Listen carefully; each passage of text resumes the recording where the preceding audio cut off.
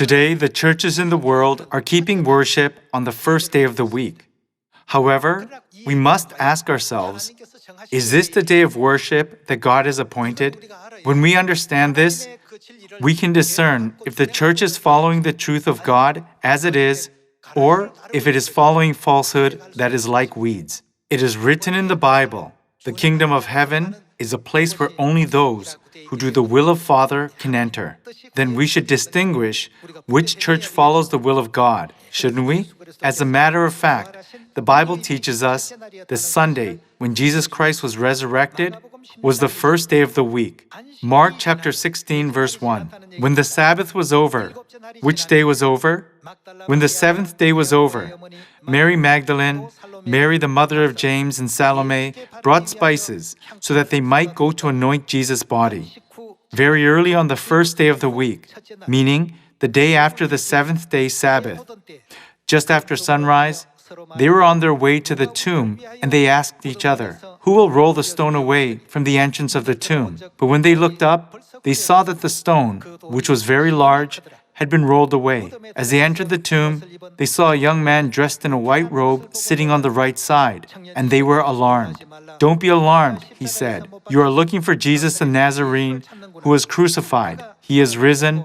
He is not here. See the place where they laid him." These verses also depict the scene where Jesus Christ was resurrected as it is.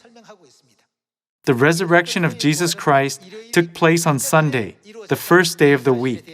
Regarding this fact, the Gospels of Matthew, Mark, and Luke are recorded like that. Today's so-called Sunday worship is not defined as a Sabbath day in any of the 66 books of the Bible. This is because the Bible clearly states that the Sabbath day is the seventh day, and the day Jesus was resurrected on was the first day. Therefore, the first day can never be the Sabbath day. Since the creation of the world, God made the seventh day holy and appointed it to be a day of blessing. However, all the churches in the world today keep worship on Sunday and not on Saturday. By turning to Exodus chapter 31, let us see what promise God has given to us through the Bible in regards to the seventh day, the Sabbath day.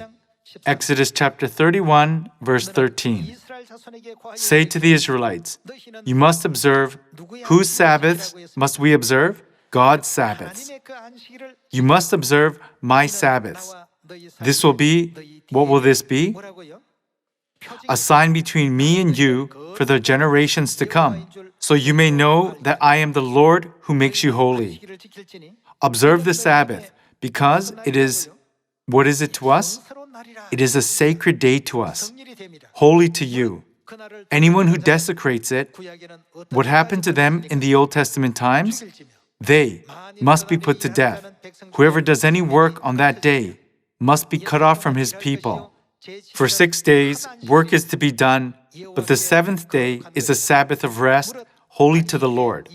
Whoever does any work on the Sabbath day must be put to death. According to the Bible, God says that the Sabbath day is a sign between God and His people. God is telling us that He makes all mankind holy and allows them to be born again to become the heavenly people more and more through every Sabbath day.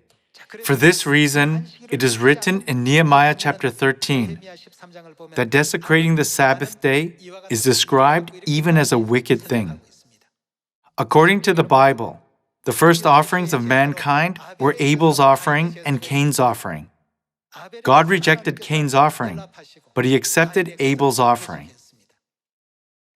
Even on the earth today, countless worship services are offered up to God in heaven every week. Nevertheless, we must confirm through the Bible which worship is acceptable to God and pleasing to Him.